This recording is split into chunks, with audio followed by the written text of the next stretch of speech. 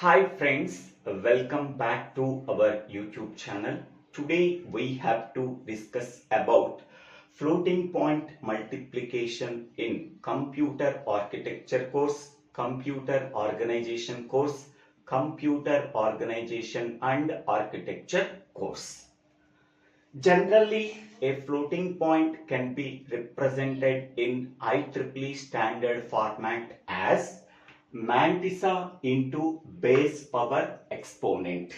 Okay, this is the floating point representation that can be standard by the IEEE. Here mainly it consists of three parts. First one is mantissa. Mantissa is always a fraction number. Base is nothing but radix. It contains either 2 or 10 value.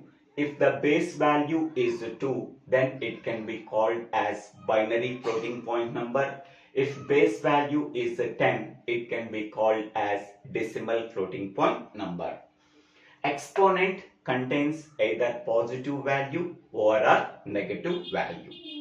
Now, these are the two examples of two floating point numbers. First floating point number 0.12 into 10 power 4. In that floating point number, mantissa is nothing but 0.12, base is nothing but 10, exponent is nothing but 4. Okay, next. Whereas in the case of second example, mantissa is 0.23, base value is 10 and exponent value is 3.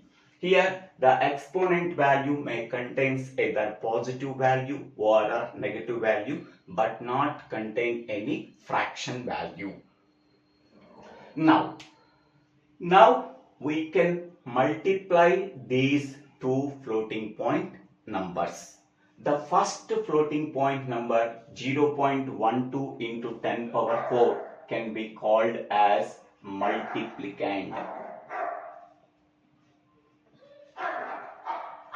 The second floating point number 0.23 into 10 power 3 can be called as multiplier. So that means to perform the floating point multiplication operation, we require two floating point numbers. The first floating point number can be called as multiplicand. The second floating point number can be called as multiplier. So now we have to perform the multiplication operation between the multiplicand and multiplier. Okay. For that purpose, we require an algorithm. That algorithm can be called as floating point multiplication algorithm. That algorithm can be divided into 4 steps. The first step is check for zeros. Here we have to check among the two floating point numbers. Any floating point number can contain 0 value or not. Next, second step is add the exponents. Here we are adding the exponent values. In the case of first floating point number, exponent value is 4. In the case of second floating point number, exponent value is 3. So now we are adding these two numbers, 4 plus 3, that is 7. So after adding that two exponents, we are getting exponent value is 7. Here there is no need of alignment of mantissas. So alignment of mantissas is the major step in floating point addition and subtraction algorithm. Here the alignment of mantissas is required for equalizing the exponent values of two floating point numbers. Whenever the two exponents of two floating point numbers are equal, then only we are simply performing the addition or a subtraction between the two mantissas. Here, but there is no need of requirement of alignment of mantissas in the floating point multiplication algorithm. In that case, only the step is add the exponents. Next, third one is multiplying the mantissas. Here we are simply multiplying the mantissa of first floating point number 0.12 and second floating point mantissa 0.23. So 0.12 into 0.23. So that can be done in the third step. Next, after performing the multiplication between the two mantissas of two floating point numbers, whatever the result we are getting, that result can be normalized or not. That can be done in fourth step, normalizing the result. So whatever the result we are getting from the third step, we have to check that result. In that result, we are checking the most significant bit of the mantissa. If its value is 0, we can say that the result is not normalized. Suppose if the most significant bit of the mantissa is 0, is non-zero, we can say that it is a normalized result. Okay, so the fourth step is normalize the result. Whatever the result we are getting from the third step, we are checking whether it is normalized or not. If it is normalized, there is nothing can be done. If it is not normalized, we are doing some steps. Okay. So these are the major 4 steps of floating point multiplication algorithm. How these steps can be included in this floating point multiplication algorithm. Now we are performing the multiplication operation between the two floating point numbers. Next one is multiplicand is stored in BR register. Multiplier is stored in QR register. Here the multiplicand is nothing but first floating point number. It can be represented by BR. Now we can say that multiplicand is stored in BR register. The second floating point number can be called as multiplier. Multiplier can be denoted by QR register.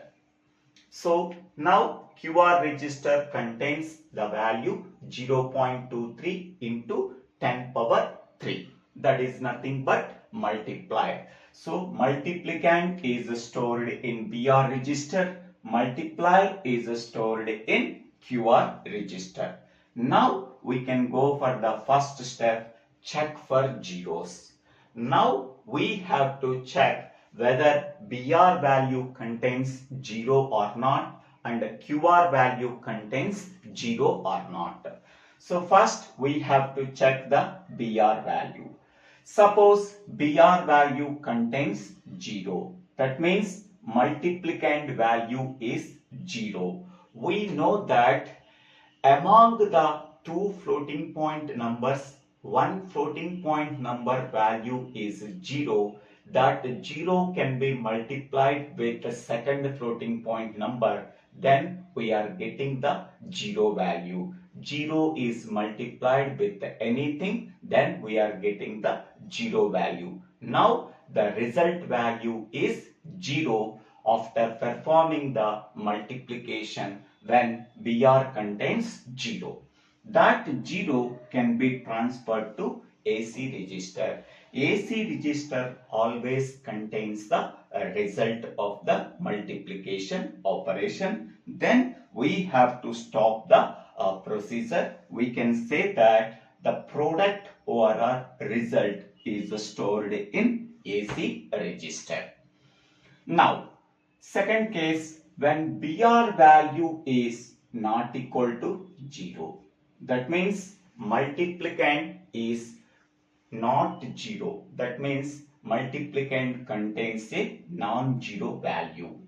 At that time, we have to check QR register. QR register contains 0 value or not. Suppose when BR value not equal to 0 and QR value is 0. Okay, so among the two floating point numbers, one floating point number is 0, another floating point number is non-zero value. The product of these two floating point numbers is 0. At that time, we are storing the result value 0 in AC register. We have to stop the procedure. We can say that product overall result is in AC register. Next one, third case, when BR value not equal to 0 and QR value not equal to 0. That means both multiplicand and multiplier contains non-zero values. Okay, both are containing non-zero values. At that time, we have to perform the multiplication operation between the two floating point numbers. Now the first step is completed. Now the second step is add the exponents. To perform the addition operation between the exponents values of multiplicand and multiplier, first we know the exponent value. The exponent value of the multiplicand is 4. That can be denoted by small b. So therefore, small b value is 4. The exponent value of the multiplier, that can be denoted by small q. So small q value is 3. Okay. B is nothing but exponent value of the first floating point number, that is 4. Small q is nothing but exponent value of the second floating point number, that is 3. Once we are knowing the exponent values of two floating point numbers, now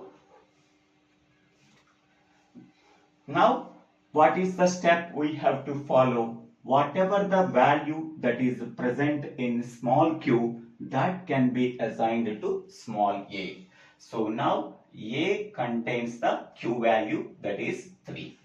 Now a value is 3 and b value is 4.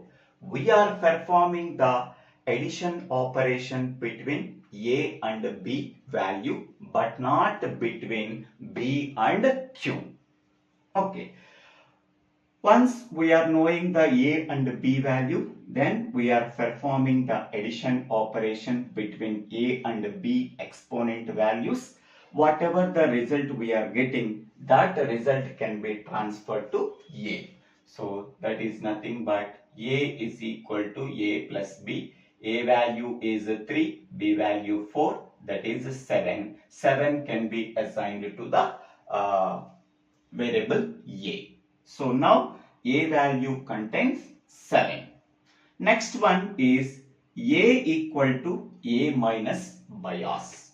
So here there are two types of floating point representation. First one is single precision representation. Second one is double precision representation. So in the case of single precision representation, so bias value is equal to 127. Okay, in the case of single precision floating point representation, so bias value is 127. In the case of double precision floating point representation, so bias value is 1023. Okay, so here bias value in single precision floating point representation is 127. Bias value in double precision floating point representation is 1023. Here this floating point number is in this floating point number also bias is there. In this floating point number is also bias is there. That means bias is available in both multiplicand and multiplier, because both floating point numbers can be represented in IEEE standard format. So that we have to remove one bias value from this two bias value. Here one bias value is present in this floating point number. Here one bias value is there in second floating point number. So that we have to remove one bias value. So A equal to A minus bias. Okay, from that A value we are subtracting the bias value. Whatever the result we are getting, that result can be transferred to A. So up to now the second step is completed. Second step is nothing but add the exponent value. So we are already getting the exponent value 7. From that 7 we are subtracting the bias value. Okay, now we can go for third step, multiplying the mantissas. Okay, so multiplying the mantissas is nothing but in the first floating point number. Okay, the mantissa value is 0.12. In the second floating point number, mantissa value is 0.23. So simply we are multiplying the mantissas of first floating point number and second floating point number. So before performing the multiplication operation between the two mantissas, what is the result of the second step? So 10 power 4 plus 10 power 3, that is nothing but 10 power 7. We are simply adding the exponent value 4 plus 3, that is 7. I am writing. Now what is the result of multiplying the mantissas? 0.12 is multiplied with 0.23. So here we have to perform the multiplication operation between the two mantissas.